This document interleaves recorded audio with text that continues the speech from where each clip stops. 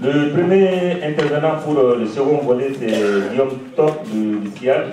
Lui, il va intervenir, investir dans l'agriculture au Mali, monter un projet agricole. C'est son domaine, donc Monsieur Top, vous avez la parole.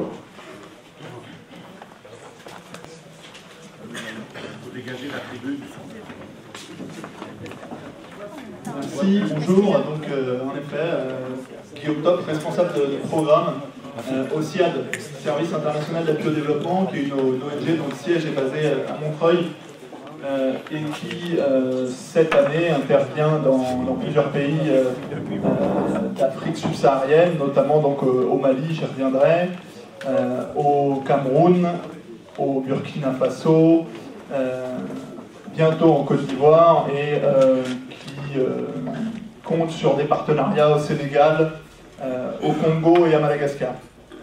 Alors, je vais présenter le SIAD rapidement. Donc c'est une ONG française qui existe depuis 1988 et dont l'objet principal est d'appuyer le développement économique en Afrique subsaharienne.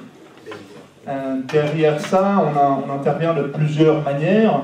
Au travers des différents projets qu'on mène sur les territoires africains et en France pour aller dans le sens de cet objectif. Je ferai vite, on appuie donc l'entrepreneuriat directement, et c'est là-dessus que je vais revenir, puisque je vais essentiellement, je pense, là, m'adresser de manière concrète aux personnes qui souhaitent aujourd'hui se lancer dans un projet agricole au Mali et donner un petit peu un retour sur les étapes de la construction de ce type de projet.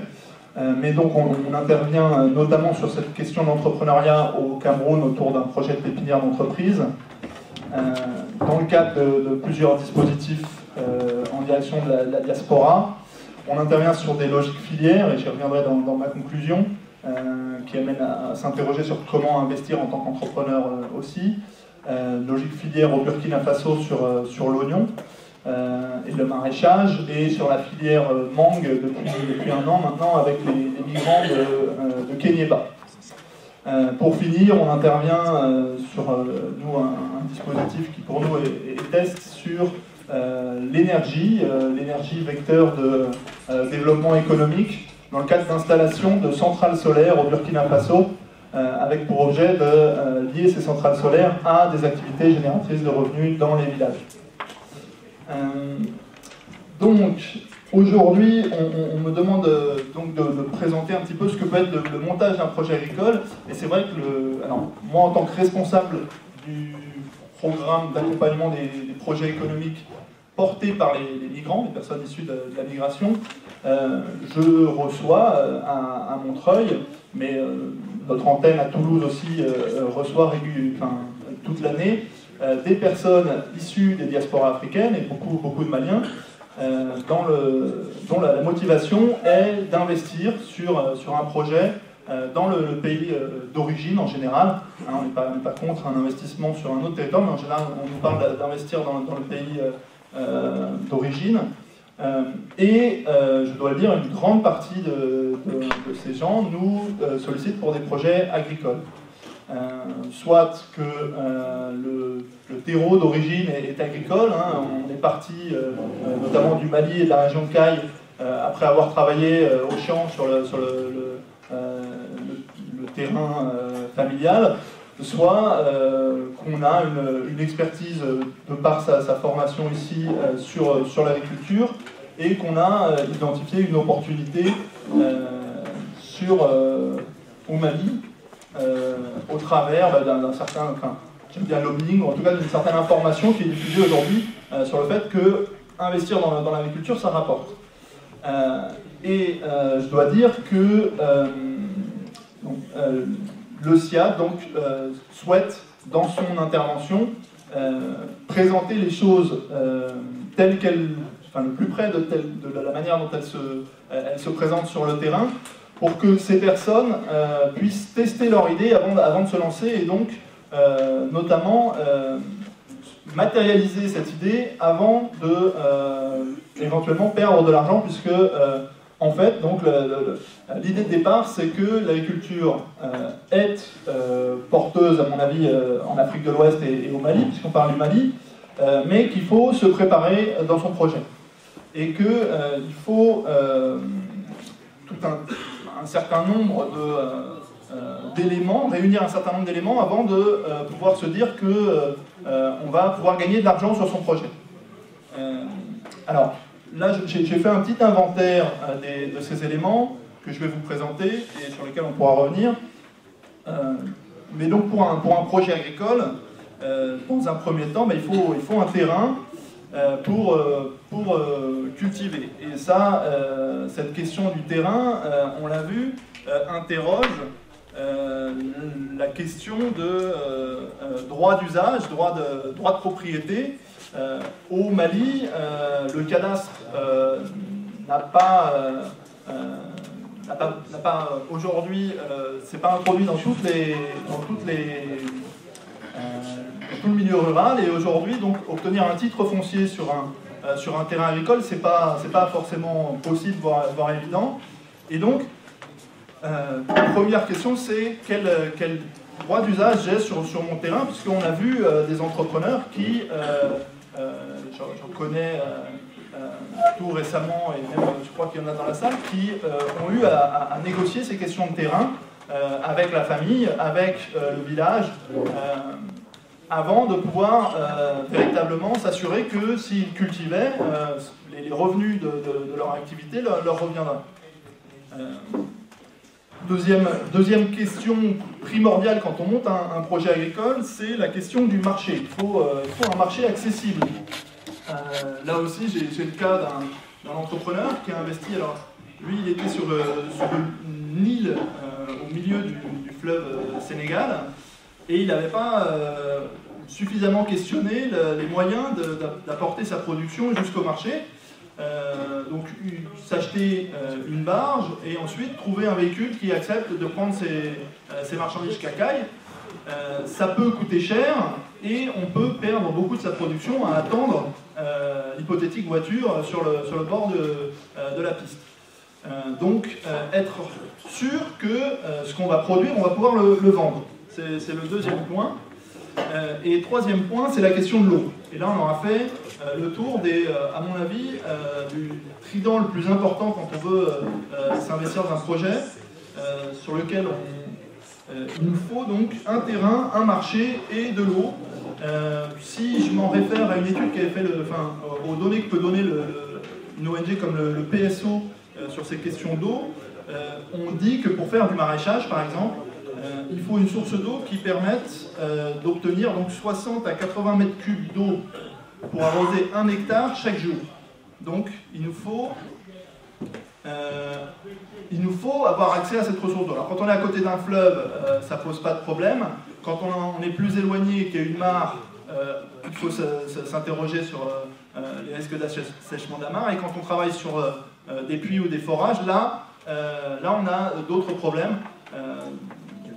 Importance, notamment en question d'investissement, si on veut travailler avec des forages. J'y reviendrai. Ensuite, donc, il y a la question des intrants. Et quand on veut cultiver, il faut savoir où est-ce qu'on va trouver ses semences. Et là, je salue l'initiative du réseau horticole de Caille. J'espère que vous les connaissez, puisqu'ils travaillent à produire de la semence locale en région de Caille, essentiellement sur l'oignon, donc apparemment, c'est ce que disait M. Biol tout à l'heure, pour le vendre et le commercialiser à des prix compétitifs sur les marchés maliens, et en tout cas pour l'instant sur les marchés à Caille. La question de la semence n'est pas à prendre à la légère, puisque le taux de germination de sa semence va donner aussi va participer du niveau de production que vous aurez sur vos terrains. Donc bien choisir sa semence, c'est important. Ensuite, on va parler de maintenir le taux de fertilité des sols, hein, quand on cultive, et notamment quand on a l'intention d'investir sur de l'économie de rente pour gagner quelque chose. et qu'on met en culture de manière un peu plus intensive qu'une seule fois dans l'année les terrains sur lesquels on travaille, il faut vérifier à ce qu'on garde une fertilité suffisante sur les terrains sur lesquels on travaille. Et donc, il faut s'intéresser à la question de l'accès aux fertilisants, et notamment au premier fertilisant de base, hein, le fumier. Et ça, donc, à mon avis, il faut des compétences à ce niveau-là, pour soit pouvoir accéder au fumier, soit pouvoir produire son propre fumier. Et dernier point concernant les intrants, il faut évidemment réfléchir à la question des maladies. On peut tout perdre très, très rapidement, hein, sur un projet agricole, et donc il faut se donner les moyens d'accéder à des produits phytosanitaires de traitement. Et là on parlait de toxicité tout à l'heure avec M. Keita. En effet, il faut s'interroger sur quels produits je mets sur mon champ. Et aujourd'hui, donc par exemple, le SIAD a relevé une initiative au Burkina Faso, d'un entrepreneur qui, sur la base de brevets de produits phytosanitaires bio développés en France, commercialise un certain nombre de produits phytosanitaires au Burkina Faso, auprès des groupements paysans, et on essaye de l'amener au Mali. Donc, mais voilà, s'interroger sur cette question des produits phytosanitaires est aussi important. De tout ça découle qu'il faut des compétences techniques. Et là, je m'adresse aux personnes qui n'ont pas le pied paysan, j'ai envie de dire, et qui souhaitent réaliser un investissement. Je les encourage à s'informer et à se former, au moins sur alors la gestion d'une activité de ce type-là, une activité agricole, mais aussi sur les détails de l'itinéraire technique de ce qu'elle souhaite planter. C'est important pour, à tout le moins, contrôler le travail qui est fait sur son terrain. Alors, ensuite, on va arriver à la question du financement. Jusqu'ici, en théorie, ça ne va pas coûter encore trop cher le produit si on a réussi à trouver notamment un terrain qui intervenir sur un terrain familial, comme c'est souvent le cas avec les entrepreneurs qui viennent me voir. Derrière ça, quand on souhaite dépasser la parcelle familiale en termes de surface, il faut évidemment réfléchir à la question de la mécanisation du travail sur le terrain. D'abord sur les questions d'irrigation et d'exor. Et sur ces questions d'irrigation et d'exor, c'est là que le projet devient un vrai investissement financier. Sur l'irrigation, donc nous on suggère dans un premier temps de se lancer avec l'arrosoir, hein, ça pour le coup ça coûte pas trop cher, en étant bien conscient qu'un homme sain de corps ne pourra arroser pas plus que, à mon avis, 500 mètres carrés par jour, et encore sans qu'il ait eu à puiser son eau, hein, qui est un autre exercice important de ce travail. Et à partir de là, donc si on commence là-dessus, il va falloir partir sur une main-d'œuvre importante. Si derrière on veut aller sur des systèmes d'aspersion ou autres, là il va falloir prévoir un investissement qui peut se monter à plusieurs millions, voire dizaines de millions d'euros sur un terrain, et qui demande encore une fois une maîtrise technique importante. Donc, quant au goutte à goutte, puisqu'il y a beaucoup d'entrepreneurs qui viennent nous voir en nous parlant goutte à goutte, ce sont des méthodes qui ont fait leurs preuves en certains endroits, notamment du Mali. Là encore une fois, nous on est plutôt récalcitrants à appuyer l'initiative goutte à goutte, surtout si la personne n'a pas de quoi se le financer en fonds propres, et donc qui risque de s'endetter, parce que ça demande une grande technicité et un professionnalisme important, et donc là, et ça coûte extrêmement cher. Donc c'est un gros investissement dont on n'est pas sûr d'avoir des retombées si on n'est pas extrêmement précautionneux de l'utilisation du matériel. Et la question notamment du goutte à goutte pose la question de l'eau. Il faut une eau suffisamment pure pour ne pas encrasser les réseaux goutte à goutte. Et ça, dans la région de Caille, par exemple, les expérimentations qui ont eu lieu, par exemple, à Yélimané, ont montré que l'eau était, sauf celle puisée, mais celle dans les mares et autres, n'était pas forcément assez pure pour ne pas encrasser les systèmes goutte à goutte. Les matériels d'exor, on l'a vu avec M. Dion là, sur la question des forages. Il y a des questions communautaires autour du forage. Il y a pour l'entrepreneur aussi des questions de financement. Là, dès qu'on a, si on doit creuser un forage, là on parle de dizaines de millions de francs CFA. Et donc, nous le disons comme ça aux entrepreneurs, si vous devez faire un forage sur votre terrain, faites-le en fonds propres, économisez, parce que la rentabilité de votre exploitation, en théorie, ne permettra pas de, sur la base d'un crédit, rembourser ce type d'investissement. Donc, calcul à creuser, mais en tout cas, nous, les expériences qu'on en a ne sont pas très positives à ce niveau-là. Pour finir, le tour des questions qui se posent quand on veut se lancer dans un projet agricole, il y a la question de la protection, donc n'oubliez pas de protéger vos terrains contre les animaux au travers de grillages par exemple, et contre le vent, les haies vives sont intéressantes. Et puis, en dernier ressort, il y a la question de la gestion. La question de la gestion, quand on est entrepreneur de la diaspora, elle est primordiale. Parce que souvent, on s'imagine, en tout cas au départ, qu'on va pouvoir gérer son projet à distance. Un projet d'entreprise, et notamment quand on a réfléchi à la question de l'investissement et qu'on a mis plusieurs millions de francs CFA sur la table, c'est aussi un projet de vie qu'il est souhaitable de voir réussir. Et nous, ce qu'on constate, c'est que très rapidement, les entrepreneurs, enfin très rapidement, à maturer leur projet, le jour où ils se lancent, se disent que ça serait pas si mal s'il était sur le terrain et s'il s'installait là-bas, au moins sur la première année, pour installer le projet. Ça, c'est un temps à voir, et donc ça nécessite de s'organiser en termes de vie.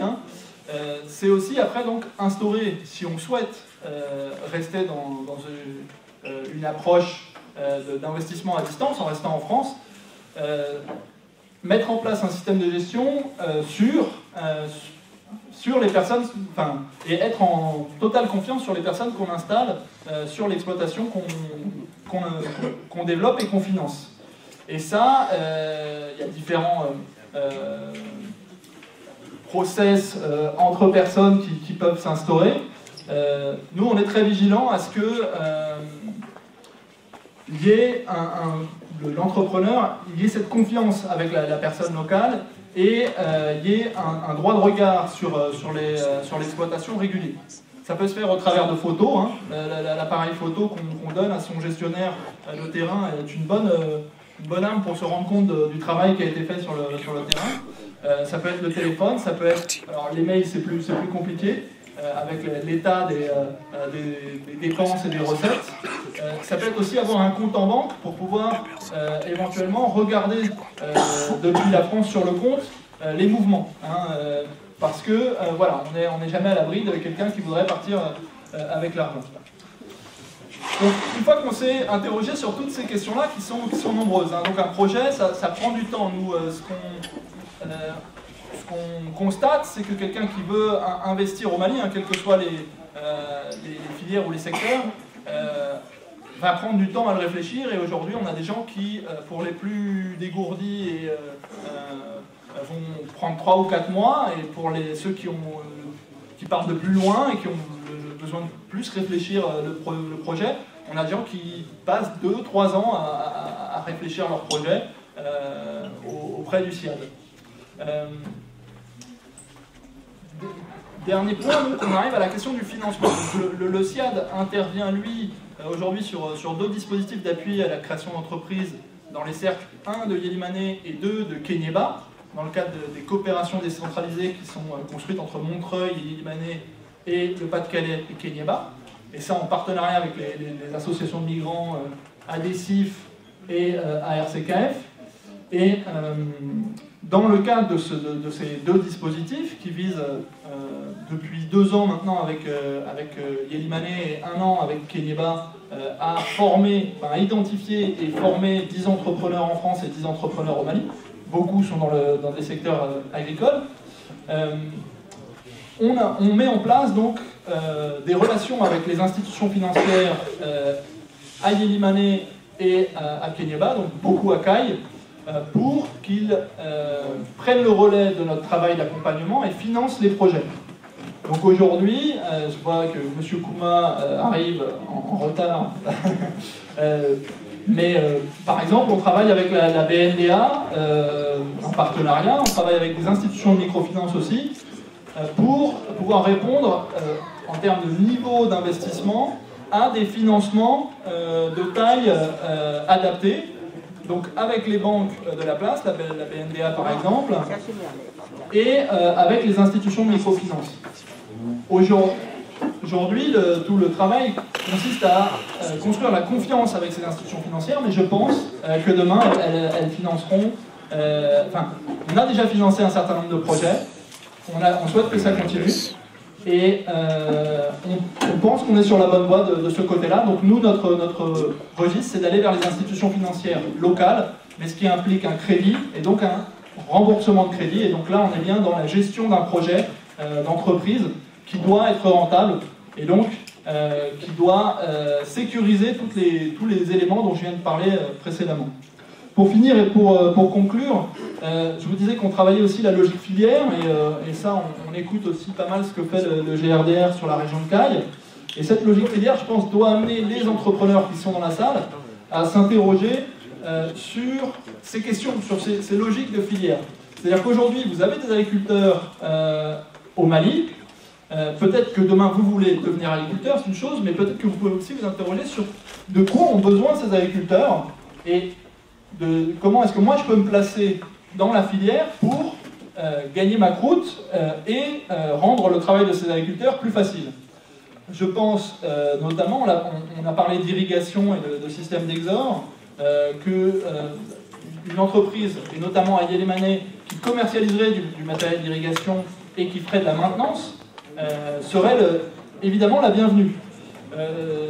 Concernant donc la protection des terrains, par exemple, on finance là tout prochainement, la semaine prochaine, le premier entrepreneur qui crée une entreprise de fabrique de grillage dans le cercle de Yélimane. Donc le cercle de Yélimane, c'est 170 000 personnes, et c'est donc une fabrique de grillage.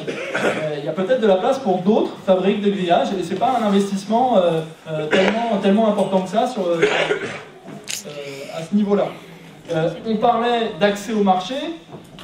Je pense qu'un maraîcher n'est pas forcément, ou un agriculteur n'est pas forcément un commerçant.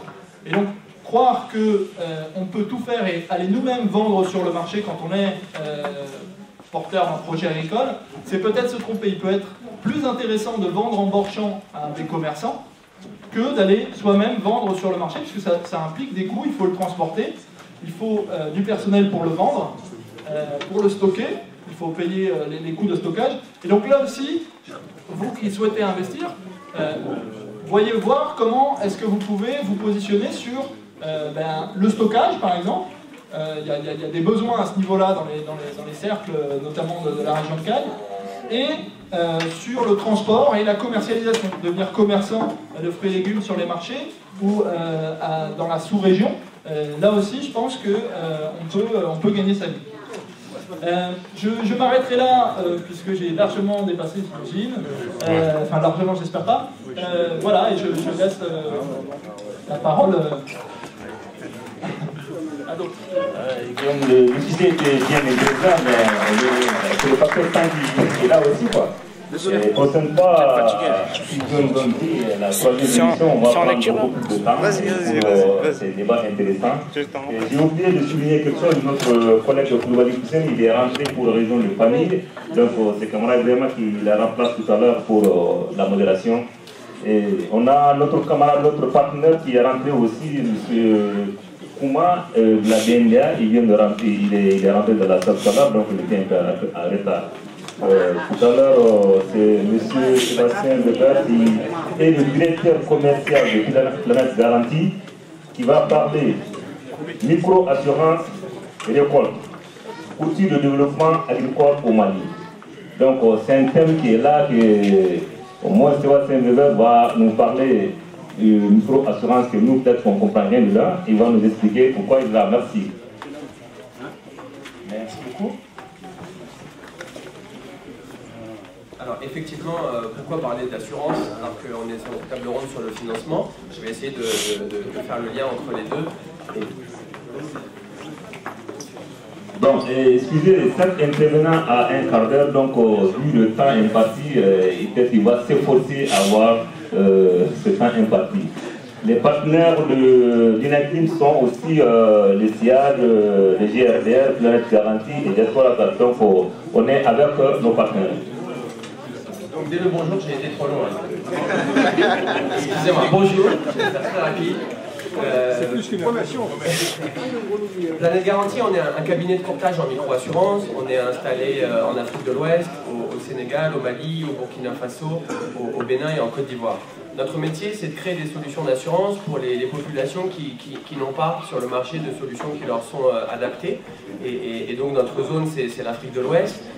Bien entendu, quand on a démarré en 2009, on s'est posé la question sur quel chantier avancer, et la question de l'agriculture est venue tout de suite, tout simplement auprès des populations qu'on a pu rencontrer et qui nous ont fait part des risques auxquels ils sont soumis.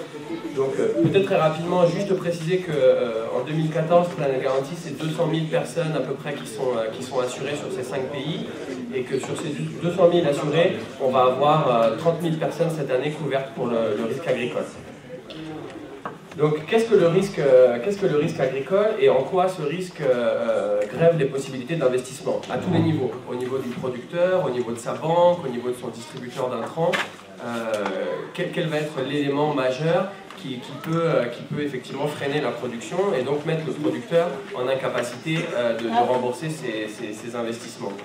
Dans le travail préalable qu'on a eu à faire, l'élément sécheresse, l'élément climatique, et au travers de l'élément climatique, l'élément sécheresse ressort systématiquement comme effectivement étant une contrainte qui n'est pas maîtrisable par le producteur, qui ne fait pas la pluie malheureusement, et qui effectivement peut avoir un impact qui va jusqu'à 80% sur les rendements de fin de campagne.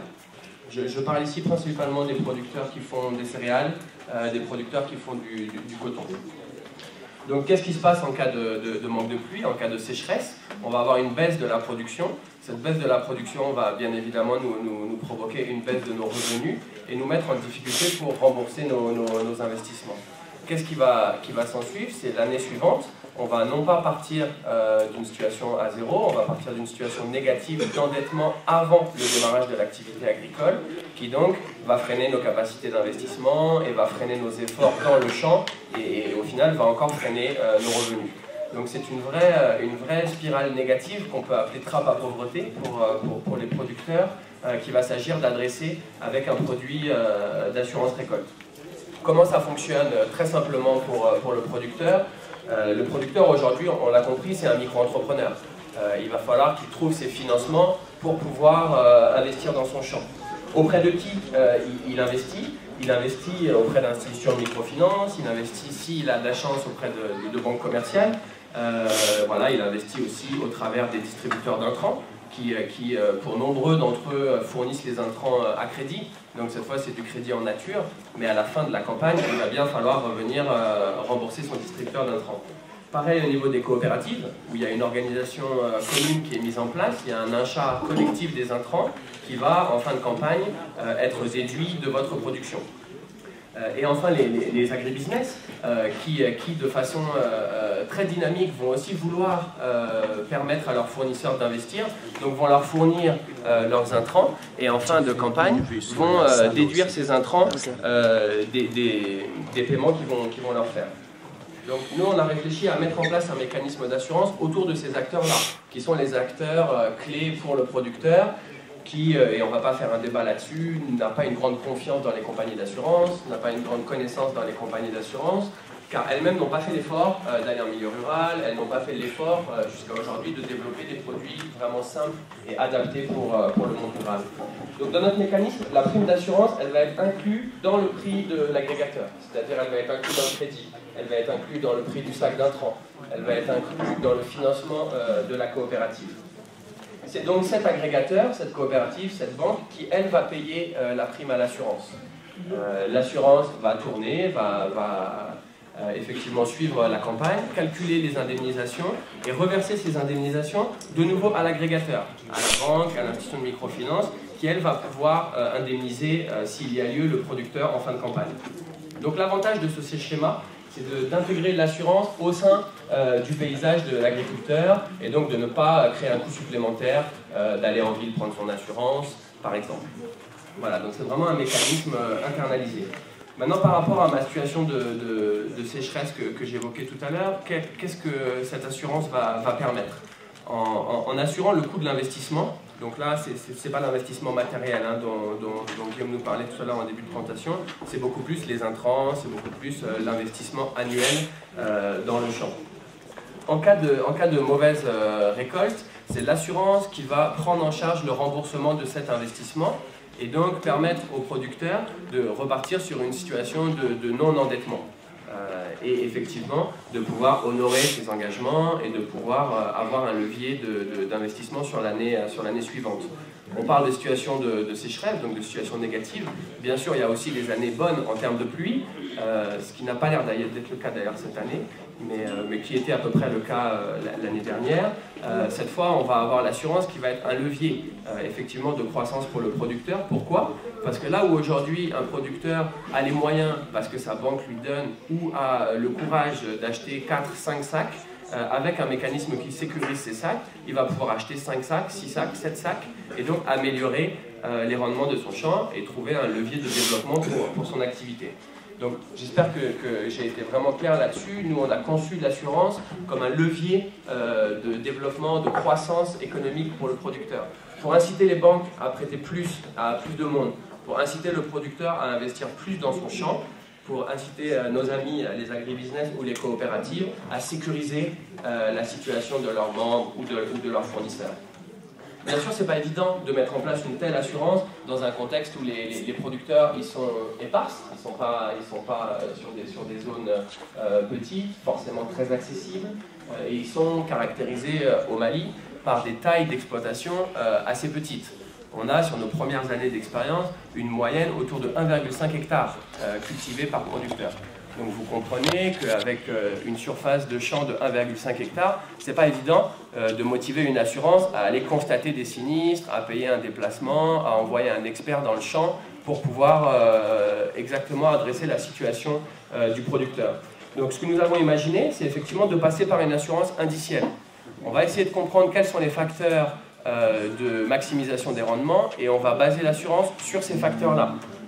Ce qui permet de ne plus envoyer l'assureur dans le champ, puisque le facteur va pouvoir être suivi soit par satellite, soit par les informations météo qui vont être collectées par la météo, soit par l'agrégateur qui, lui, va collecter les rendements et donc sur lequel on va pouvoir baser la solution d'assurance. En gros, il y a deux types d'indices qui sont faits comme ça. Il y a les indices qui vont, les produits d'assurance qui vont couvrir les baisses de rendement. Donc là, vous allez calculer les rendements sur des très longues périodes de 20 ans, de 30 ans. Et ce que vous allez couvrir, c'est la différence de votre rendement annuel par rapport à l'historique des rendements. Voilà, c'est des mécanismes qui sont possibles sur des filières comme le coton. Vous avez un accompagnement technique des cotonniers et vous avez un accompagnement institutionnel qui permet de certifier les rendements. C'est plus délicat sur les céréales, sur le maïs par exemple, où on n'a pas cet encadrement, on n'a pas cet historique. Donc là, on va être beaucoup plus sur des indices climatiques. Et les indices climatiques, je le disais, il y a deux types. Il y a de l'information satellite.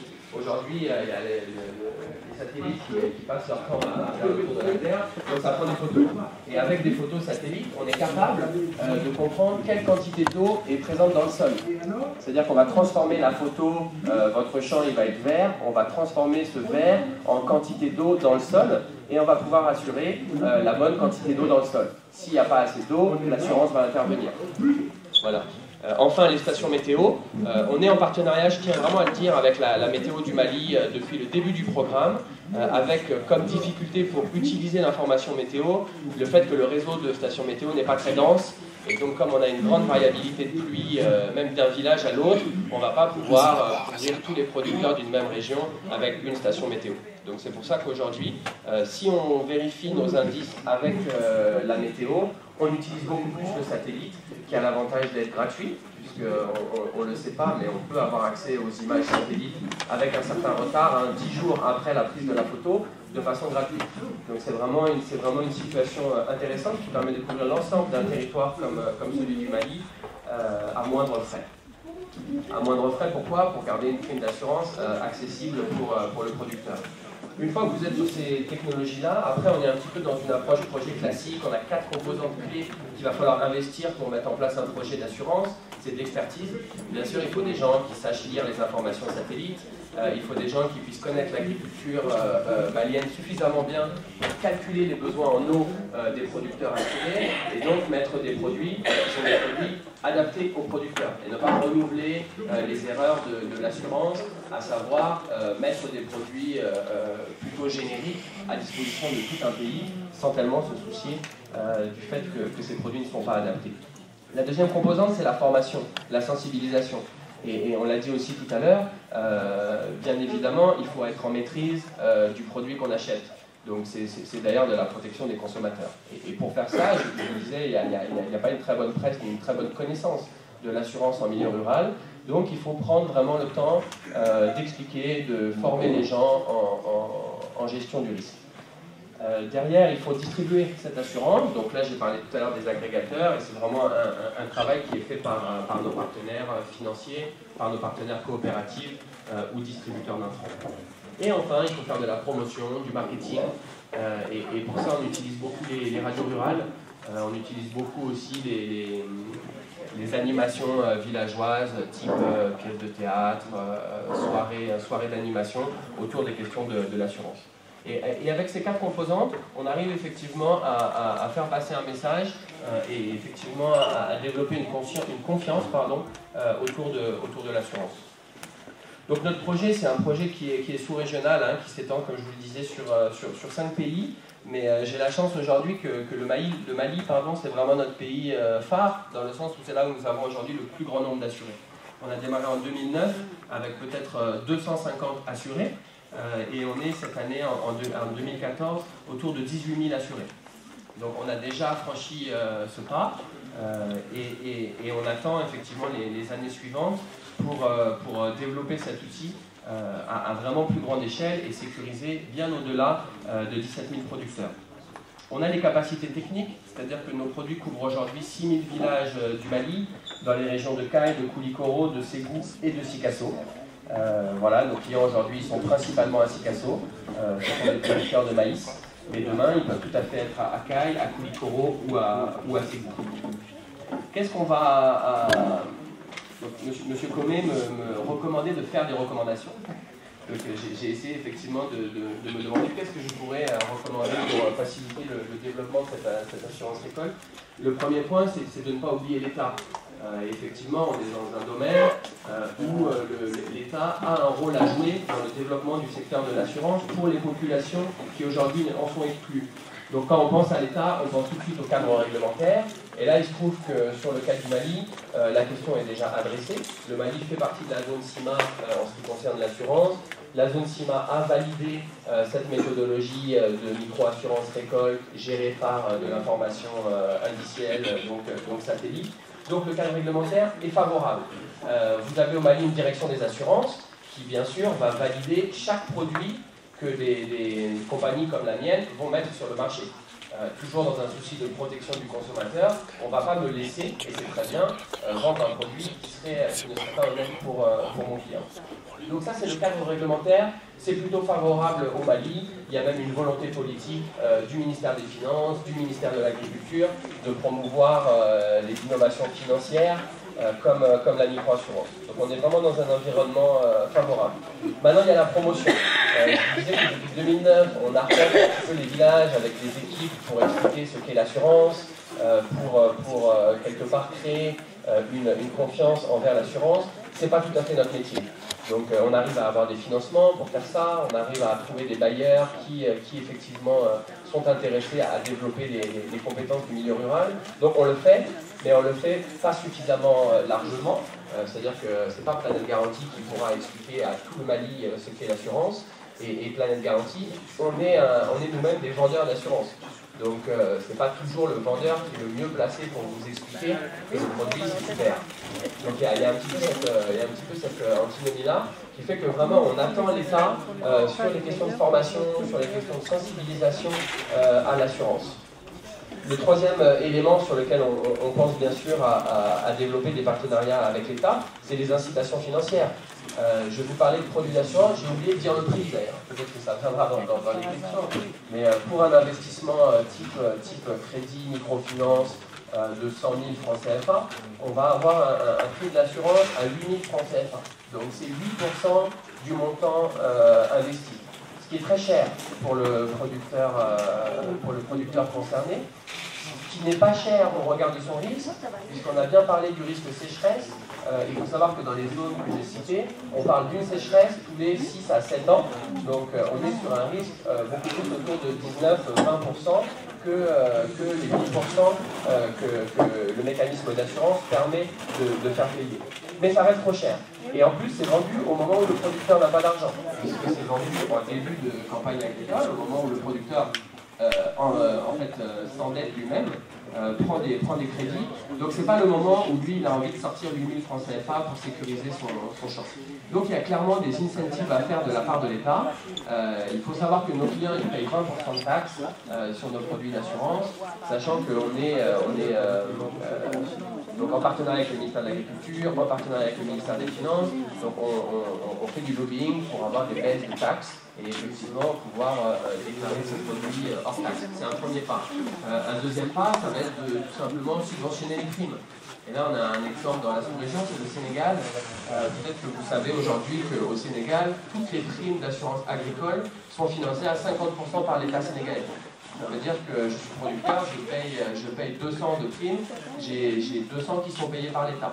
Donc c'est aussi un mécanisme, cette fois vraiment massif, d'incitation à prendre de l'assurance. Et enfin, il y a les gros programmes d'investissement. Et là, on prend un petit peu de recul, effectivement, par rapport aux situations annuelles des producteurs. Et on peut très bien imaginer, comme c'est le cas au Sénégal, comme c'est le cas au Bénin, de voir l'État mettre en place une compagnie publique d'assurance récolte. Et donc, dans cette compagnie publique, l'État serait à l'aise d'investir et les partenaires privés seraient à l'aise de venir se joindre à l'État pour investir et proposer des services d'assurance subventionnés, accessibles pour les producteurs. Et enfin, le dernier élément de réflexion par rapport au partenariat public-privé, et là je ne suis pas spécialiste, donc c'est vraiment une question que je partage avec vous et sur lesquelles je suis sûr que vous aurez des compléments plus pertinents que les miens, c'est la question de la politique de subventionnement des intrants. Aujourd'hui, c'est effectivement l'outil massif d'appui au monde agricole se fait par le subventionnement des intrants. Et effectivement pose la question de savoir si le producteur qui lui est mis en situation de devoir maintenant aller prendre des crédits, se retrouver comme un auto-entrepreneur à gérer effectivement ses revenus et ses recettes, si on ne pourrait pas allouer une partie de ses financements à lui allouer du crédit.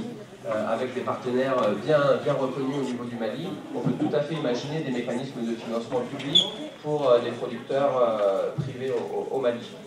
Donc ça, c'est le premier groupe de recommandations, c'est développer des partenariats publics-privés autour des questions de l'assurance et du financement agricole. Le deuxième type de recommandations, qui vont être davantage des ouvertures, c'est bien sûr vis-à-vis de vous de parler du rôle de la diaspora.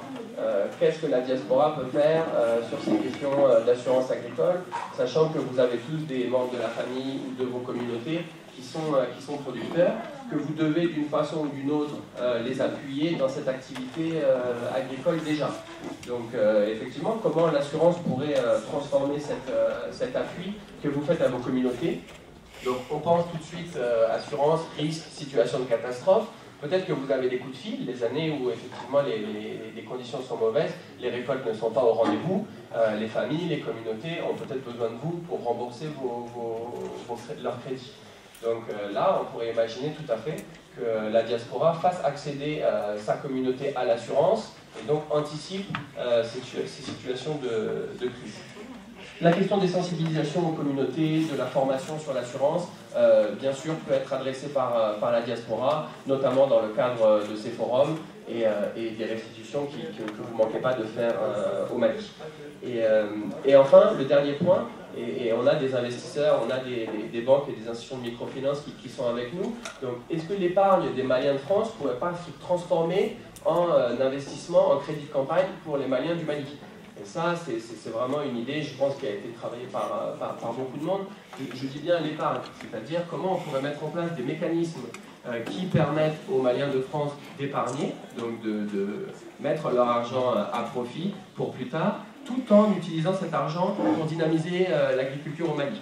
Et là, je pense qu'il y a des institutions comme la BNDA, comme l'IESI-GISO, comme d'autres institutions de microfinance qui pensent à ça et qui pourraient effectivement être facilitées dans ça par un mécanisme d'assurance qui, encore une fois, enlèverait le risque agricole.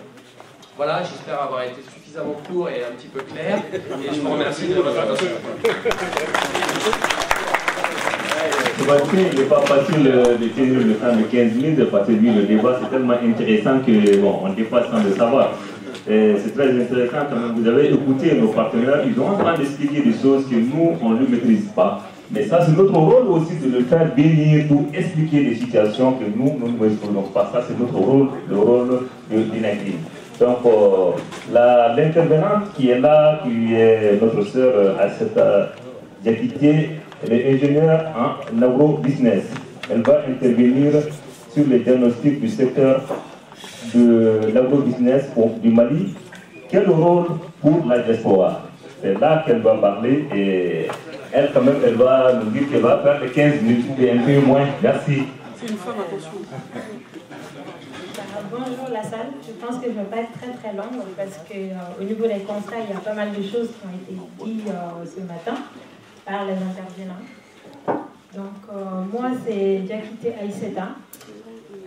Je suis née au Mali, dans une région agricole caractérisée par la pêche, l'élevage et le commerce de produits locaux sur le marché tout simplement. C'est ainsi que j'ai pris passion du domaine et l'étudier. Et aujourd'hui, je suis consultante au sein de Africa Grenier du Monde, qui œuvre pour la promotion de l'entrepreneuriat agricole, le développement de l'agro-business responsable et de l'agri-business responsable. Je ne vais pas développer toute l'activité du cabinet, ce n'est pas le but cet après-midi. Donc, pour développer la problématique qui m'a été attribuée par le président Maguen Comé, je vais essayer d'adoucir le mot agro-business. Parce que quand on parle d'agro-business, ça fait un peu peur. On voit tout simplement l'exploitation et les multinationales, le profit. Je vais essayer de tirer un mot dans l'agro-business qui est vraiment l'agroalimentaire, qui est une multitude de procédés, de méthodes et de normes qui transforment les produits alimentaires en partant de la matière première pour donner une longue vie, tout simplement dans le but d'assurer la sécurité alimentaire. Donc là, je rentre dans ma problématique. Et en rentrant dans la problématique, je me pose quand même une question qui est de savoir quel est aujourd'hui le secteur de l'agroalimentaire au Mali. Et je vais aller plus loin en parlant de l'Afrique subsaharienne, parce que c'est pareil, c'est la même population et les mêmes problématiques. Nous sommes quand même face à la malnutrition en Afrique subsaharienne, notamment au Mali, la faim, l'inflation, la croissance démographique et les crises politiques. Tout simplement, en Afrique de l'Ouest, d'ici 20 à 30 ans, la population dépassera les 2 milliards d'individus et la problématique qui se pose, c'est comment nourrir cette population. Et dans ce secteur d'agroalimentaire, les pays sont de plus en plus dépendants de l'importation. Grâce à la facilitation de la libre-échange des matières premières, notamment au Mali, on peut rencontrer des fruits et légumes venus du Maghreb. Pour moi, c'est juste inadmissible parce que le pays dispose des ressources nécessaires. En plus de ça, les ménages en Afrique de l'Ouest font face à plusieurs problématiques des difficultés comme l'alimentation, la santé, l'éducation, la formation, l'hygiène, l'accès à l'eau et l'assainissement. Et cependant, malgré ces constats, on sait tous que les États d'Afrique de l'Ouest, les États d'Occident, ainsi que les ONG et autres institutions, que ce soit étatiques ou pas, essayent quand même de mettre des formes d'assistanat alimentaire sur place, plus diversifiées, mais pour quels résultats? Parce qu'on ne les voit pas, généralement.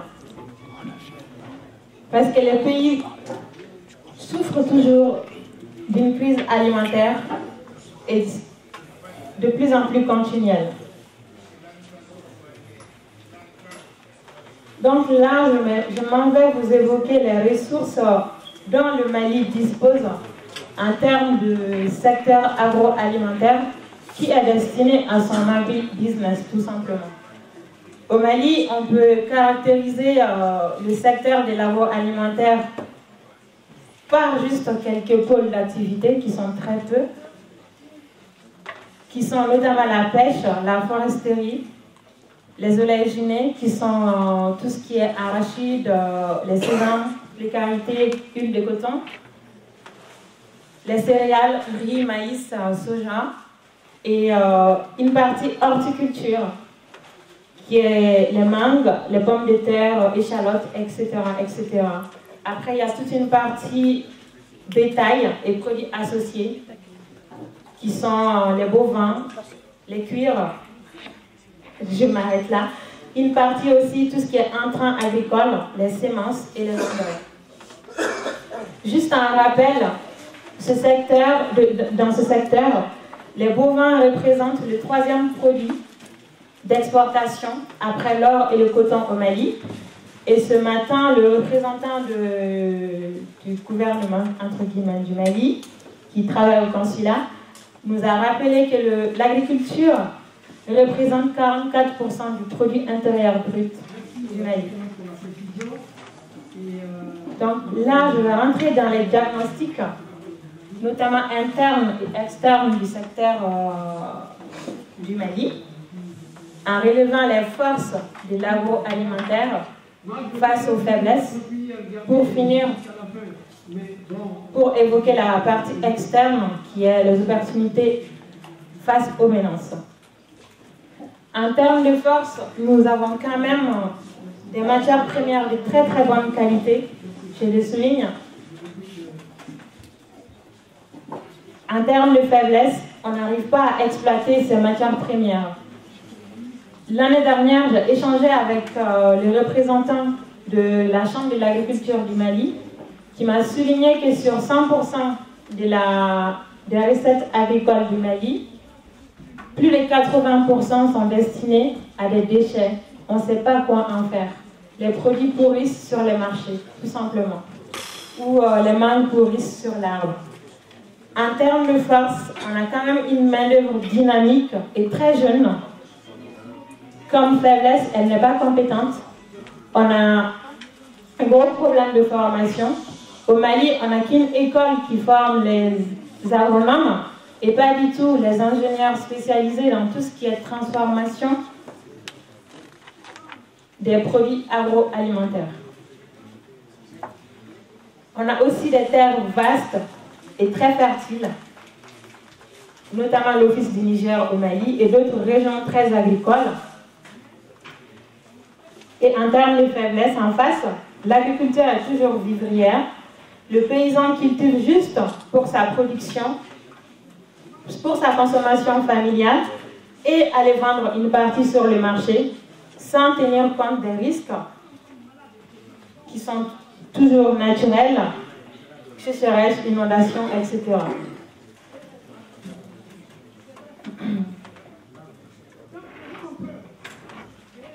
Après l'analyse de la partie externe, je vais développer la partie externe qui est notamment les opportunités de ce secteur au Mali.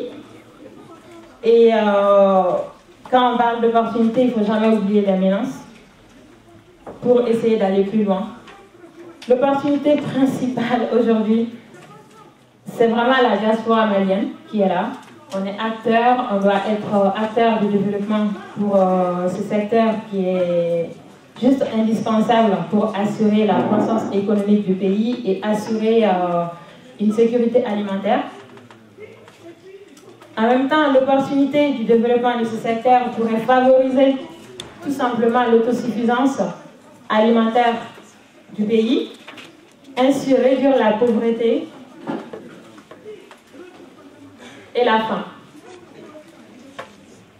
Juste à titre d'information, en Afrique de l'Ouest, il s'est avéré que chaque minute qui passe, un enfant de moins de 10 ans meurt.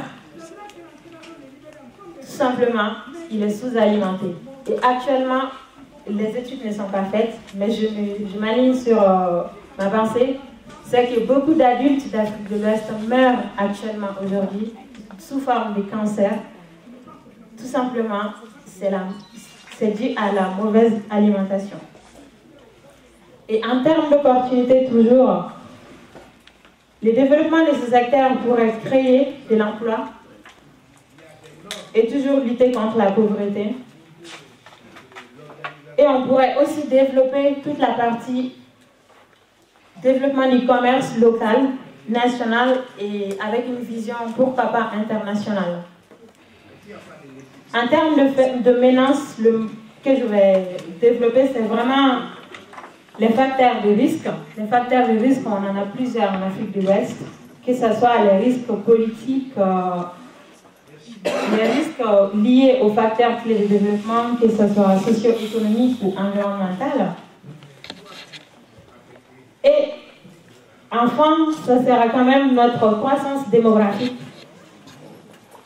Le peuple, la population s'agrandit, mais la population n'est pas compétente. Et c'est à la fois une opportunité et en même temps une menace. Et à la demande du président de l'Imagine, Comé, je m'en vais vous donner des recommandations à la salle pour le développement du secteur de l'agroalimentaire pour pouvoir parler à la suite de l'agribusiness. Parce que pour moi, actuellement, l'agribusiness n'est pas très représentatif au Mali. Dans un premier temps, la diaspora, lors de la Constitution, on peut être tout simplement acteur pour développer des filières. Ce matin, on a évoqué des filières. En France, je ne pourrais pas vous dire combien de filières le secteur de l'agroalimentaire compte aujourd'hui. Il y en a beaucoup. On a aussi des industries qui sont tout à fait développées. Mais par contre, dans ces filières, il y a 4 grands pôles qui les caractérisent tous. C'est vraiment toute la partie production, transformation, commercialisation et la consommation. La diaspora peut être acteur en se positionnant sur l'ensemble de ces pôles, en développant des activités pour créer de la valeur ajoutée sur le secteur. En même temps, j'invite aussi la diaspora à être plus dans l'action, penser à entreprendre. Entreprendre, mais penser à innover. Pourquoi j'ai dit cela? L'exemple est simple. En discutant en France, ici, avec un incubateur Nord-Sud, il m'a tout simplement dit, les étudiants Bac plus 5 viennent nous voir toujours avec des projets. Ils nous disent, ah, dans notre pays, cette entreprise marche, il fait ci, je vais exactement faire la même chose. Et ça, c'est dommage. Au Mali, on voit l'inondation avec les élevages de poules. On voit que M. Traoré a fait la même chose. M. Keïta s'en a réussi, c'est l'année plus 2. Tout le monde va s'y mettre. Le marché sera envahi et personne ne réfléchit à innover. Le fait qu'on vit ici, on sait très bien que dans les rayons du centre commercial, on va quand même acheter nos produits emballés. Pourquoi ne pas réfléchir à une nouvelle méthode ou même concept d'emballage de produits et le vendre autrement, tout simplement apporter de l'innovation pour créer de la valeur ajoutée et créer de l'emploi. En même temps, La diaspora peut être acteur aussi dans toute la partie valorisation des produits. Les produits qui sont transformés en Afrique ne sont pas du tout valorisés. C'est pourquoi ils n'arrivent pas à pénétrer le marché international. Non seulement ils ne sont pas valorisés, ils ne sont pas normalisés. La valorisation, c'est toute la partie marketing, communication, packaging. Les multinationales arrivent à faire des chiffres en Afrique, mais les produits africains qui sont transformés en Afrique n'arrivent pas à faire des chiffres. Pourquoi? Tout simplement, les multinationales arrivent à développer toute une méthode, à développer des outils de marketing adaptés à leurs produits, et ils arrivent à faire du profit. Donc il est possible de le faire avec des produits locaux transformés en Afrique. Pour finir, comme recommandation pour la salle, je m'en vais dire qu'aujourd'hui il y a 100 Maliens qui est là, je dis n'importe quoi. Et ces 100 Maliens, si on arrive tous à mettre 100 € sur un compte, ce qui fera 10 000 €, si je ne suis, ce qui fera 10 000 €. Et ces 10 000 € en se fixant sur la compétence d'Unagrim, il est possible en France de soulever des fonds à 100 000 €, 200 000 €, établir un business plan en pensant aux produits de consommation de base que les Maliens consomment. On sait qu'au Mali, sur 10 familles, à midi, toutes les mamans vont consommer de la tomate concentrée pour faire les sauces. Et la tomate, au Mali, pendant 4 mois, on a de la tomate. Avec 1 €, on a plus de 10 kilos de tomates. Donc on peut juste penser à ces petits projets pareils et mettre des produits en marché pour créer de la valeur ajoutée. Il faut qu'on se fasse confiance et qu'on arrive à travailler ensemble. Donc, toujours à la demande comme le président du Maghreb, il m'a demandé de faire des recommandations au gouvernement du Mali. Donc, je m'en vais citer quelques recommandations qui me semblent indispensables pour développer ce secteur qui est indispensable pour le développement tout simplement de l'Afrique. Parce que si on est là cet après-midi et qu'on arrive à penser, à réfléchir, on a tout simplement mangé. Et en Afrique, les gens ne mangent pas à leur faim. Donc, la première recommandation que je m'en vais faire, c'est vraiment la création d'une école technique dans la maîtrise des procédés de transformation, de commercialisation et de normalisation des produits agroalimentaires. La matière première, on en a suffisamment. On ne sait pas quoi en faire. Si on n'a pas les compétences, on ne pourra jamais s'en sortir. Et avoir juste une école pour le Mali, qui a plus de 10 millions de population, c'est juste impensable pour moi. Et dans un deuxième temps, ce sera la mise en place des outils pour valoriser les produits locaux. Et en pensant à étudier le cycle de vie des matières premières que les multinationales achètent toujours chez nous à l'état brut. Tout simplement, les produits qui sont achetés à l'état brut ont l'équivalent de cette bouteille que je vais mettre à la poubelle.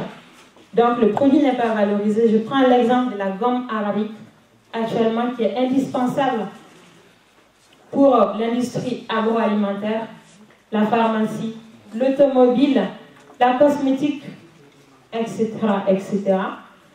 Et je pense qu'on en a tous utilisé la gomme arabique ce matin sans le savoir. Tout simplement, on a utilisé du gel douche. Et la gomme arabique, la meilleure qualité vient de l'Afrique. Et tous les multinationales qui s'approvisionnent, ils l'achètent à l'état brut. Pourquoi ne pas étudier le cycle de vie de ces produits pour savoir où va le produit, pour essayer de mettre des usines chez nous, le transformer sur place, ainsi créer de la valeur ajoutée, ainsi créer de l'emploi, le vendre plus cher et faire du profit tout simplement. Je pense qu'on doit penser à nos outils, à nos propres outils de développement clés. Et pour finir, comme recommandation à l'État, ça sera une dernière qui est la mise en place des entreprises d'agro-industrie, mais étatiques. Étatique qui va sortir le mot éthique, tout simplement des petits projets. Quand je dis des petits projets, ne pas dépasser 200 000 ou 300 000 € d'investissement. Et penser à transformer des produits que les Maliens utilisent tous les jours dans leur consommation du quotidien. Parce que tout ce qu'on utilise pour notre consommation du quotidien, plus de 50% c'est des produits importés. Même le sel au Mali, souvent, c'est importé.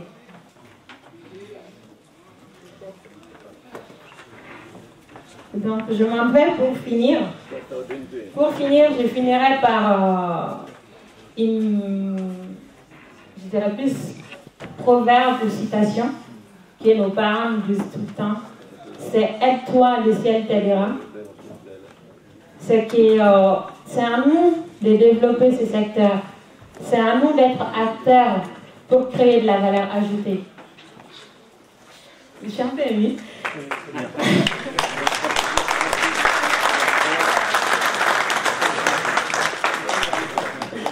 Donc je finis juste pour dire que comme le corps s'accroît par les aliments, notre esprit s'accroît par les idées.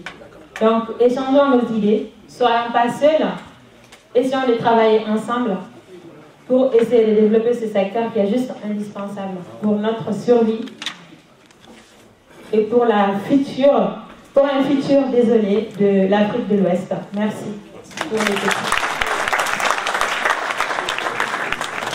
Merci mademoiselle, votre débat de qualité c'est très important, tout ce que vous allez vous dire. Nous revenons maintenant à la Banque de développement agricole au Mali, qui est le BNDA. On a parlé beaucoup de choses, mais c'est l'argent qui fait le nerf de la guerre. Monsieur Kouma Mahamadou va parler de banque. Et on salue aussi l'ensemble des gens qui sont sur place ici. Tous ceux que les grands responsables d'associations comme le CADERCAP et d'autres associations qui sont là, on les salue très bien. On salue tous nos partenaires, le GRDR, Planète Garantie, SIAC, BNDA. Donc la parole est au banquier qui va nous parler un peu. Oui. Après l'intervention de M. Kouma, on va prendre 5 personnes pour les questions-réponses et à la fin on va donner la parole au président pour conclure. Donc, M. Kouma, vous avez la parole.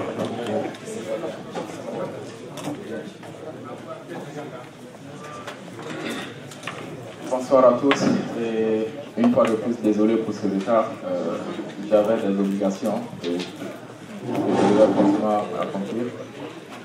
Alors, la BNDA, je pense que dans cette salle, il y a certains qui en ont déjà entendu parler et d'autres non. Il s'agit de la Banque nationale de développement agricole du Mali. Alors, pour la petite histoire, sachez que en Afrique de l'Ouest, il y a eu plusieurs BNDA depuis les années 80. Et ce que je vais vous dire, je pense que c'est une fierté pour nos Maliens. La seule BNDA qui a survécu parmi toutes ces banques, la seule qui a survécu, c'est celle du Mali. Et cette survie, nous la devons tout simplement à nos dirigeants, aux bonnes décisions qui ont été prises au sein de l'entreprise, à la confiance des agriculteurs et tout simplement tous les éléments qui ont pu concourir à ce que cette banque puisse aller de l'avant. Alors c'est une banque qui a une existence de 32 ans, je dirais 33. Elle a été créée en 1981 et sa vocation première c'était uniquement le développement du monde agricole.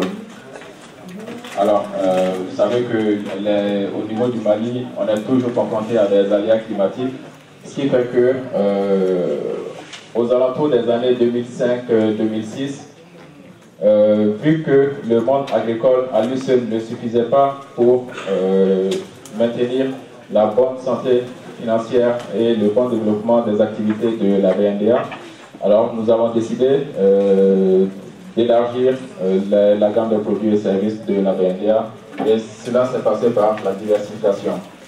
cette diversification n'a pas mis en péril notre activité agricole, bien au contraire. Depuis sa création jusqu'à aujourd'hui, la BNDER demeure la première banque agricole au service du monde rural. Mais à côté de ça, nous avons développé d'autres activités, notamment le financement des entreprises de tout secteur, hein, commercial, industriel, artisanal. Même les simples particuliers ont pu avoir gain de cause au niveau de la BNDER pour le développement de leur activité en tant qu'entreprise individuelle. Donc aujourd'hui, c'est cette politique de diversification qui nous a amenés en France.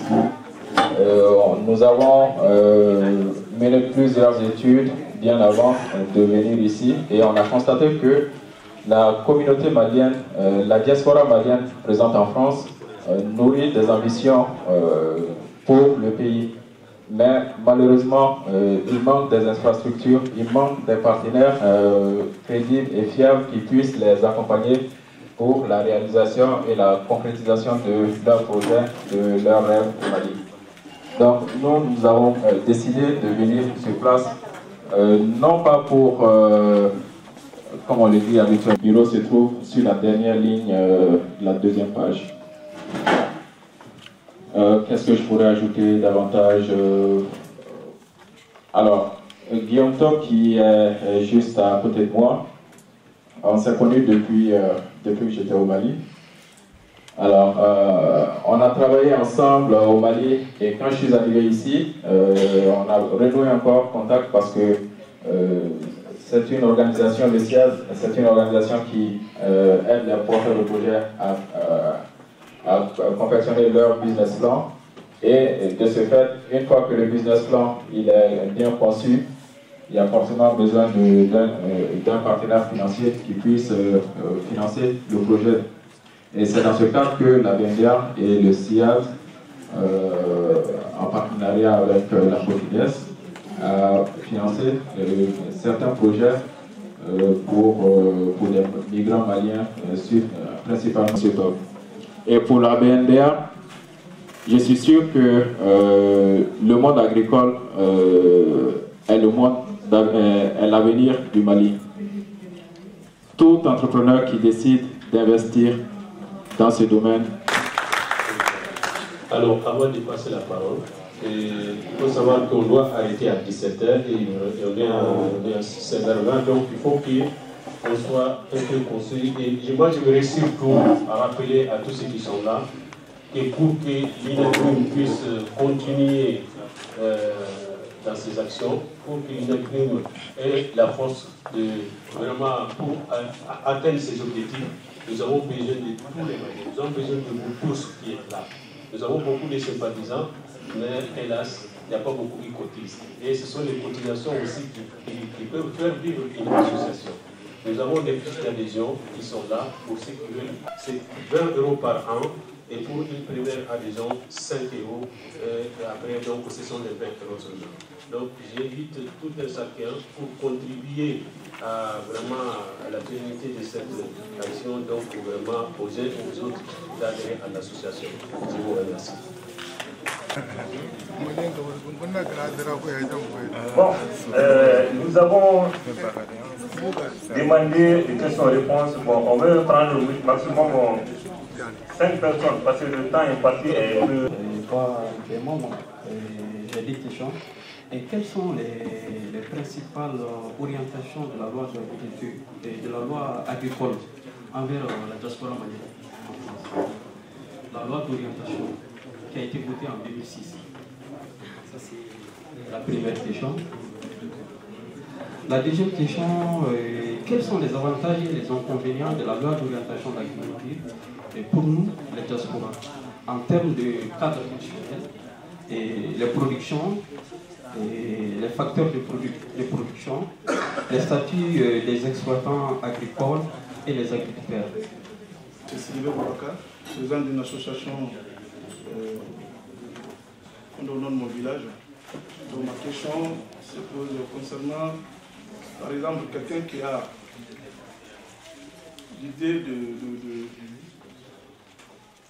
de lancer une idée d'agriculture au village, au nom de l'association.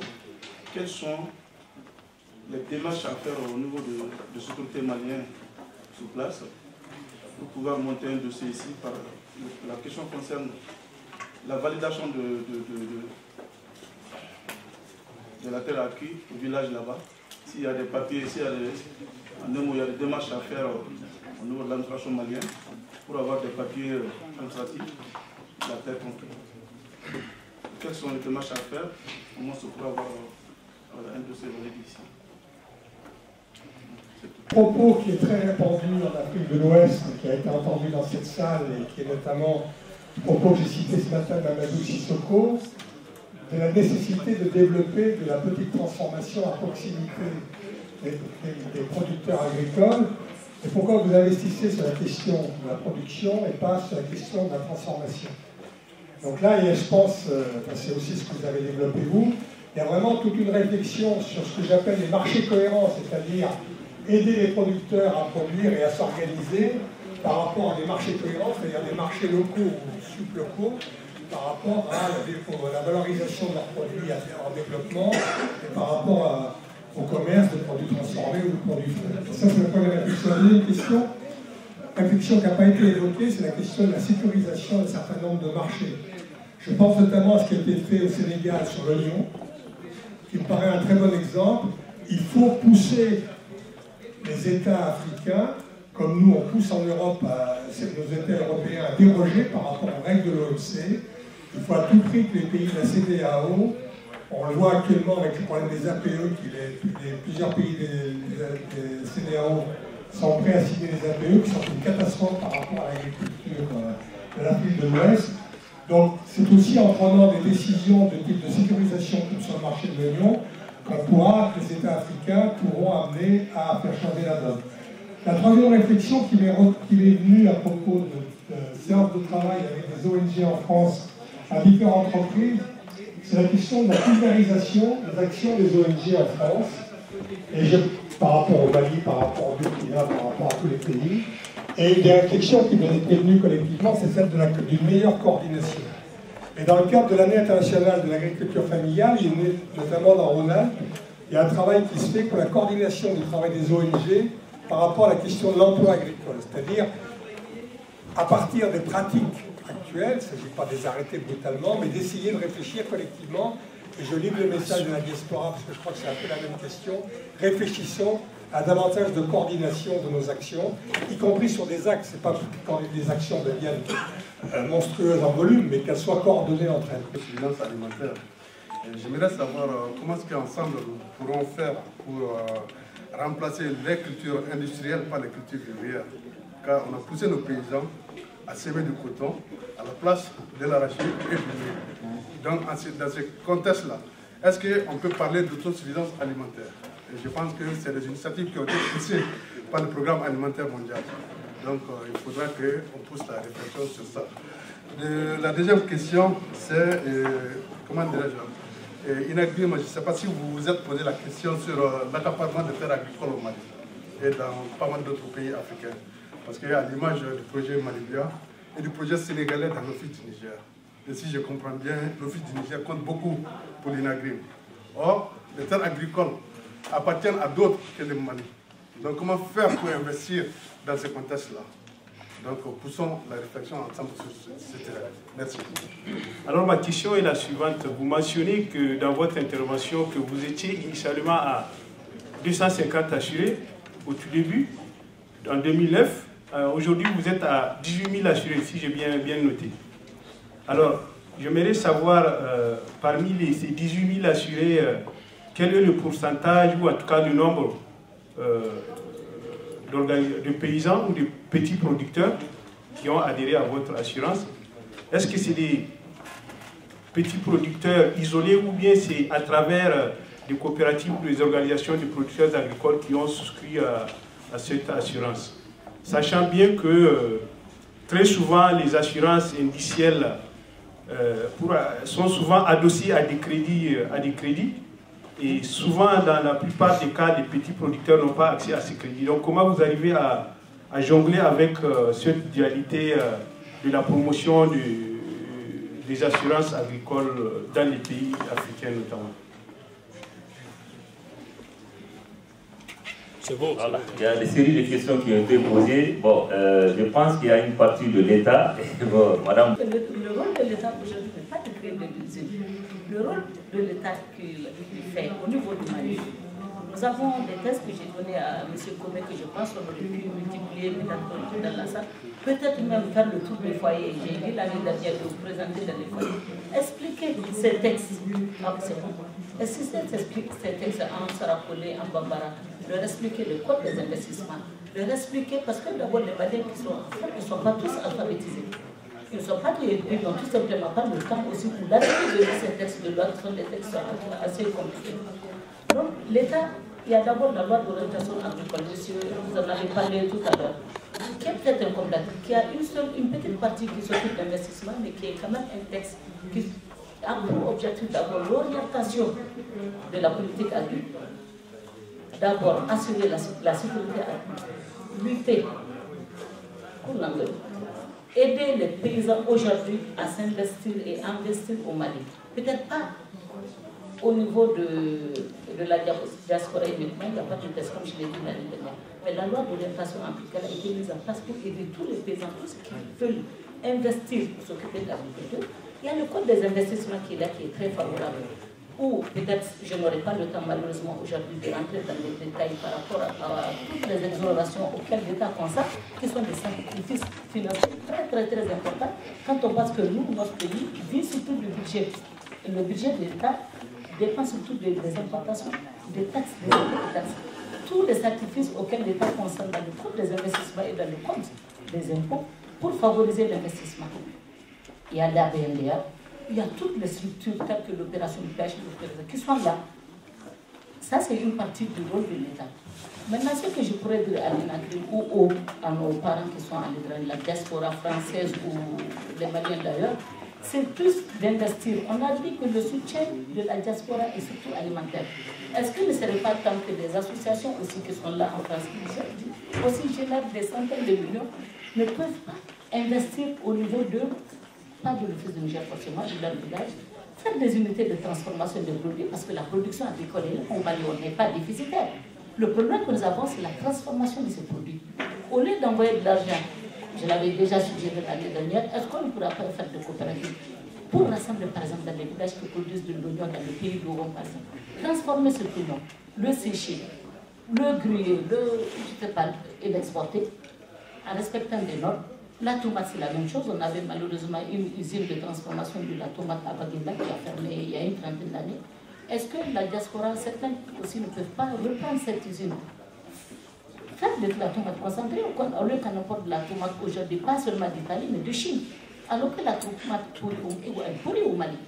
Est-ce qu'on ne peut pas transformer tous les autres produits agricoles qui sont là? Le riz est importé, c'est vrai. Je le sais, moi, je suis inspecteur de douane, je sais très bien la quantité de riz ou de sucre qu'il y a, alors même qu'on a deux usines qui produisent du sucre au Mali. Tout simplement parce que notre sucre n'est pas aussi dans les normes. On a produit du sucre en poudre, qui sont encore dans des sacs de jute, qui ne sont pas exportables parce que ça ne correspond pas aux normes. Est-ce que la diaspora ne peut pas faire aussi des usines d'assachage de carton, d'emballage, juste pour que nos produits soient aux normes? Moi, je pense que ce sont des idées aussi, des pistes sur lesquelles on pourrait réfléchir pour soutenir l'État. L'État, le Mali est un pays pauvre. Le Mali ne peut pas tout faire. Et aucun État ne peut tout faire. Et ce n'est pas le rôle de l'État. Moi, j'estime le rôle de l'État n'est pas de faire une usine de transformation de tomates ou de riz aujourd'hui. Donc, ça, c'est d'abord la première question.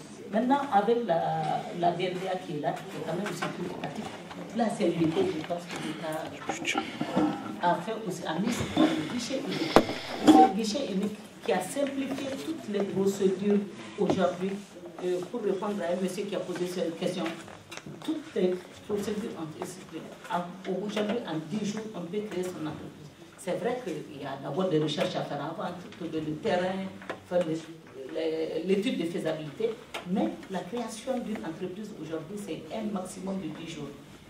Maintenant, pour l'obtention des terres, c'est assez décentralisé. Ce n'est pas que ce soit l'État qui donne. Les terres appartiennent à l'État. Mais l'État, dans ces structures décentralisées, qui sont les régions, qui sont les services.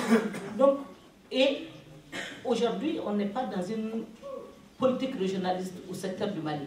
Le ressortissant de Kéniéba peut acheter des terres à Gao, à Tombouctou, à Ségou, où il veut. Il y a une politique nationale qui est là, qui favorise aussi l'obtention des terres. Il n'y a pas que l'Office du Niger, il y a des terres qui sont disponibles un peu partout.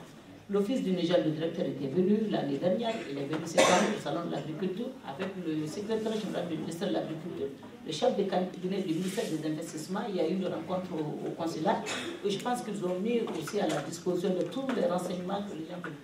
Par contre, ce que j'ai dit l'année dernière et que j'aurais dit cette année, c'est que nous ne nous sommes jamais approchés de l'année dernière. Maintenant, je n'ai pas vu un seul Malien qui se soit présenté au consulat pour demander des informations. Je l'ai dit l'année dernière, je dis la même chose cette année. Si vous avez besoin de renseignements, vous présentez à l'ambassade, il y a 2 conseillers économiques, ou au consulat, ou moi je m'occupe de. Si je ne peux pas répondre, je prends contact avec l'appui au Mali ou avec le ministère des Intérieurs. De toutes les façons, vous aurez les renseignements. Malheureusement, je n'ai vu personne en un an, et je l'avais déjà dit l'année dernière. Et ça, je ne sais pas ce qu'il faut faire. Ce n'est pas chaque année au forum de l'INAGRE qu'on va poser des questions jusqu'à l'année suivante. S'il y a des questions plus précises, je suis à votre disposition, malgré le temps où dehors, c'est... Moi, je veux vous dire que... Non, attendez, je voulais dire à madame qu'il ne suffit pas d'avoir les moyens, mais il faut avoir des compétences sur place. Diané, on n'est pas en question-réponse comme ça. Tu as posé une question. Oui, pour répondre à la question qui portait sur le centre de recherche au Mali et sur le pourquoi de ces fruits et légumes qui pourrissent en bord champ ou sous les arbres au Mali.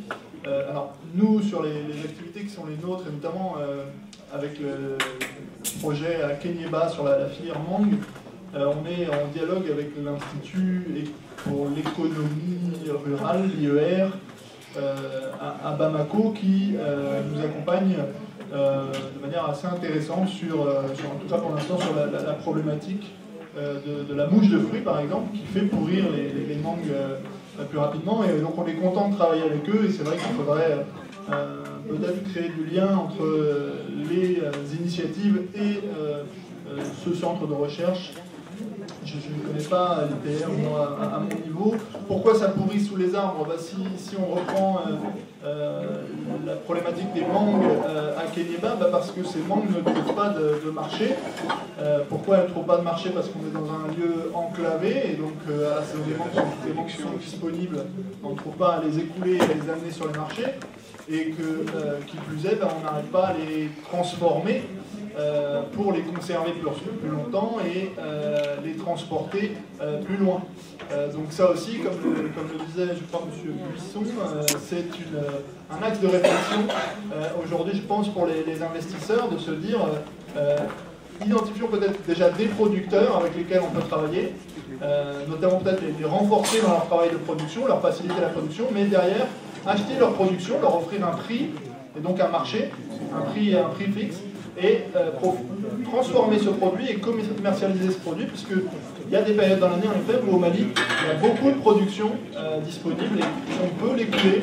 Il faut juste trouver cet accès au marché, donc c'est des questions de distribution et de transformation.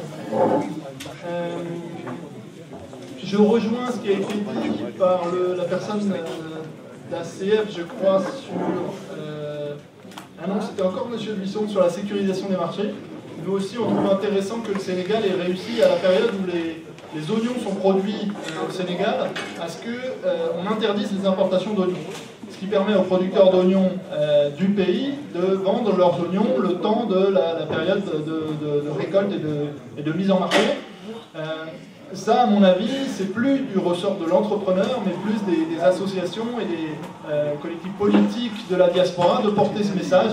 Je pense qu'on peut protéger les productions locales durant les périodes où l'on produit, de manière à ce qu'elles ne soient pas en concurrence avec d'autres productions importées.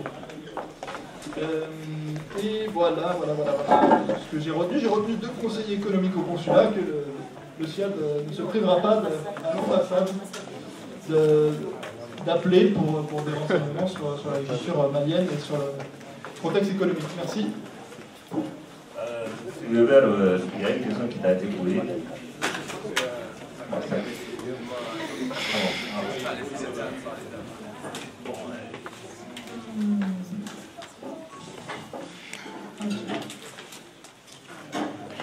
Je vais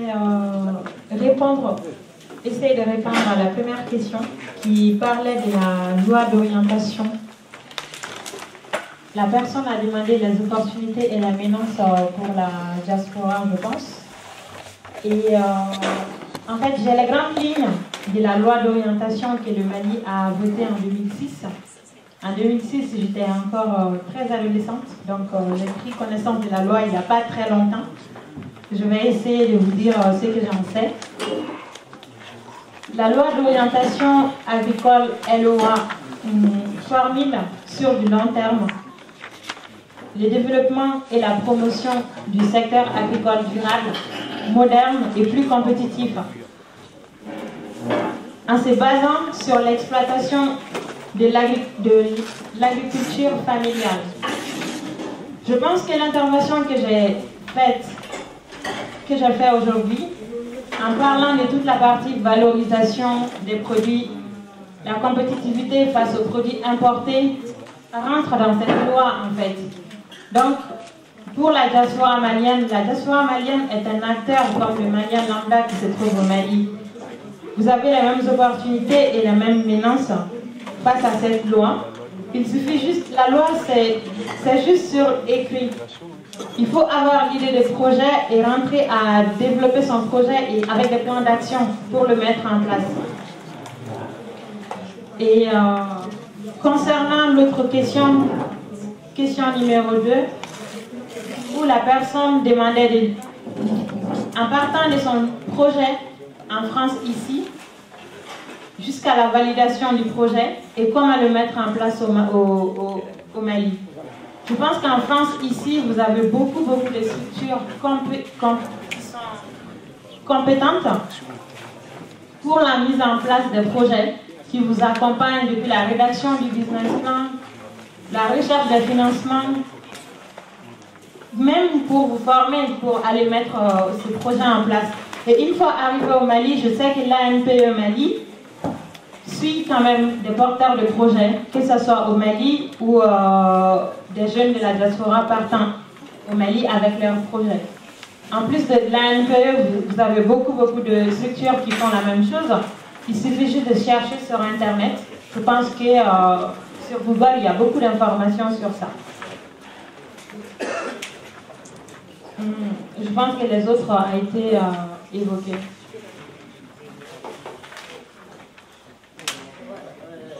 Excusez-moi, je voulais juste ajouter par rapport au code des investissements que je pense que c'est une information concrète qui va donner aux gens une idée de sacrifier en fait des efforts consentis par l'État, on va dire. Pour une entreprise, je donne un exemple concrètement dans le cadre des investissements. C'est bon?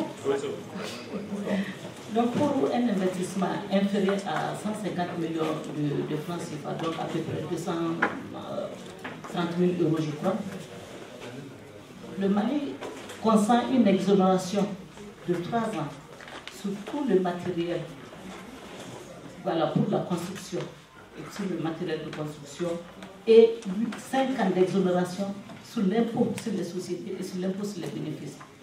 Et pour un investissement de plus de 150 millions, 5 ans d'exonération, 3 ans d'exonération sur le matériel de construction, le matériel de production, et 8 ans d'exonération sur les bénéfices, sur l'impôt sur les sociétés et sur l'impôt sur les bénéfices.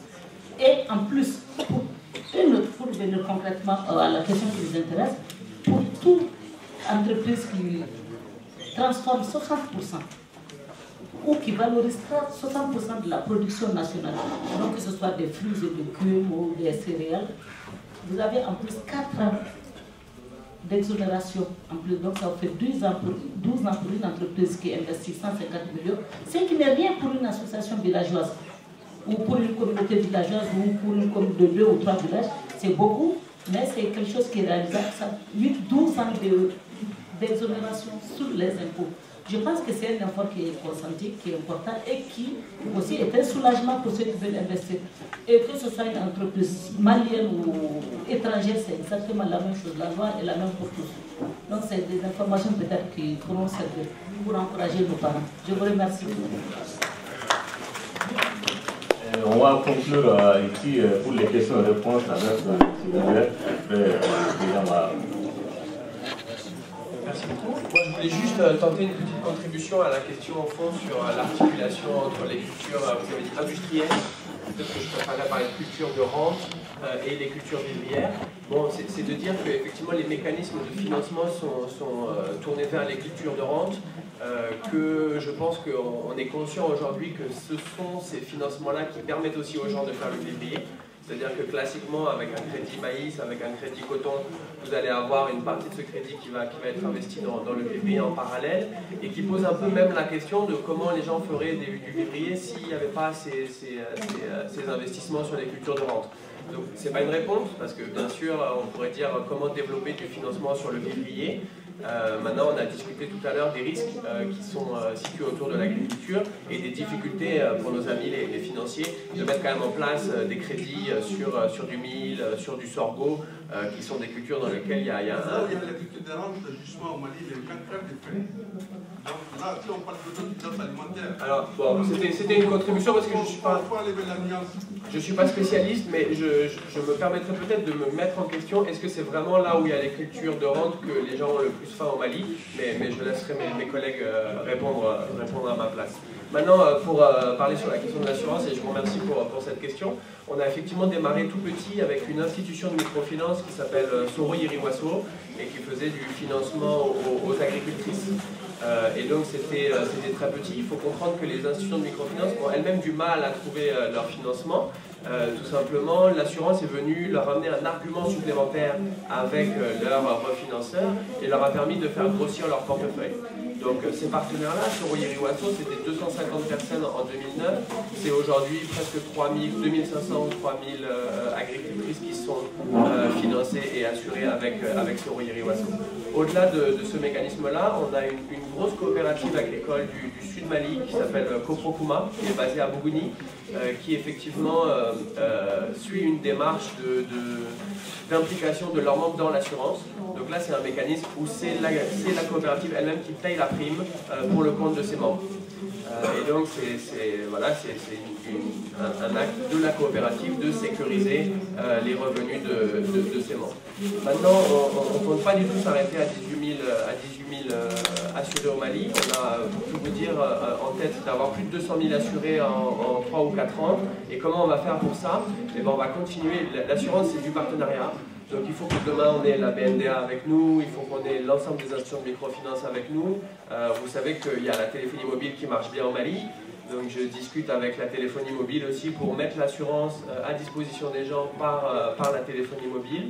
Et voilà, nous on est déjà optimistes du côté de Planète Garantie et on pense qu'effectivement ce type d'outil est vraiment de nature à augmenter l'investissement agricole. Et je finirai là-dessus, il y a beaucoup d'investissements internationaux qui se concentrent aujourd'hui au Mali, pour parler notamment du Maghreb et du Maroc. On a vu que les investissements sont venus dans le secteur bancaire. On voit maintenant des banques commerciales qui effectivement développent des idées d'investissement sur les coopératives. Ce n'est pas encore massif, mais ça viendra. Ça sera la même chose sur l'assurance. Donc voilà, on espère que ces développements-là vont permettre d'aller dans le sens de l'accroissement. Je vous remercie.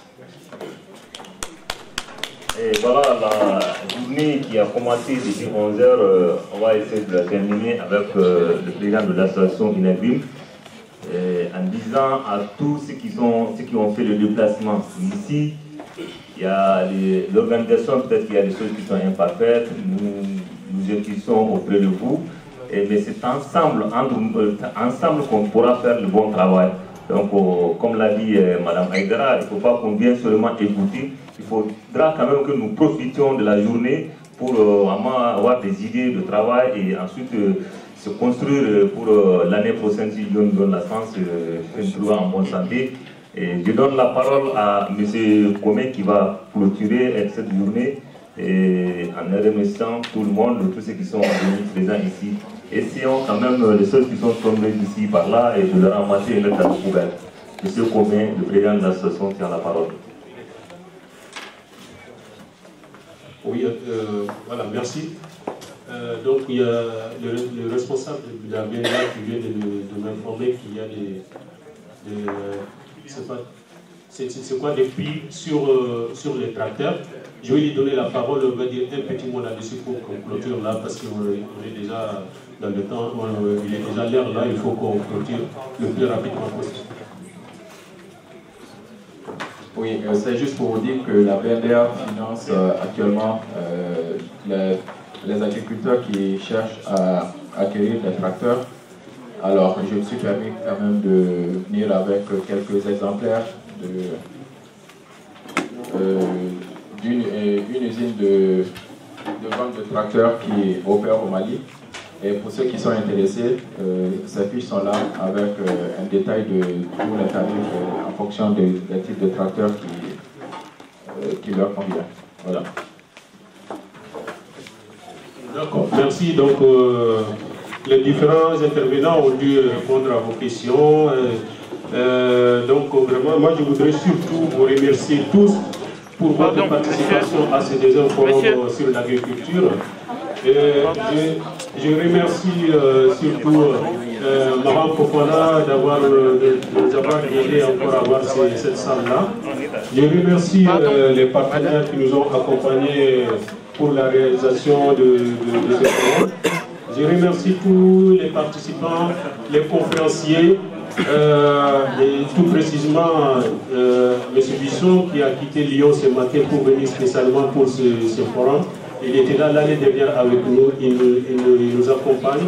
Et je remercie les partenaires, les GRDR, le Planète Garantie, le SIAD, la BNDA, Diaspora Action. Et remerciement particulier à mon ami Bader, qui est consultant de l'INAGRIB. Bader, c'est un ami d'enfance, on a fait nos études à Moscou ensemble depuis lors. L'idée de l'INAGRIB même, on l'a conçue ensemble, donc je le remercie pour son accompagnement. Je remercie vraiment l'équipe de Awa pour cette organisation réussie. Vraiment, merci beaucoup Awa, à toi comment on appelle, avec toute ton équipe. Je remercie tous les conférenciers, les associations, les fédérations qui nous ont accompagnés, et surtout Jalan. Joseph Fleury, qui est venu spécialement pour ce forum-là, et qui était là l'année dernière aussi, qui est un consultant de l'INAGRIB. Et je vous dis vraiment, je vous appelle encore à beaucoup adhérer à l'INAGRIB. Et un remerciement spécifique à Mme Haïdara. Mme Haïdara qui était là l'année dernière, qui est restée avec nous toute la journée. Et aujourd'hui, Mme Haïdara, nous avons encore besoin de vous. Et nous remercions l'ambassade du Mali pour avoir accepté d'être le parrain de l'événement au nom du ministère du Développement rural. Merci beaucoup à vous tous et à très prochainement.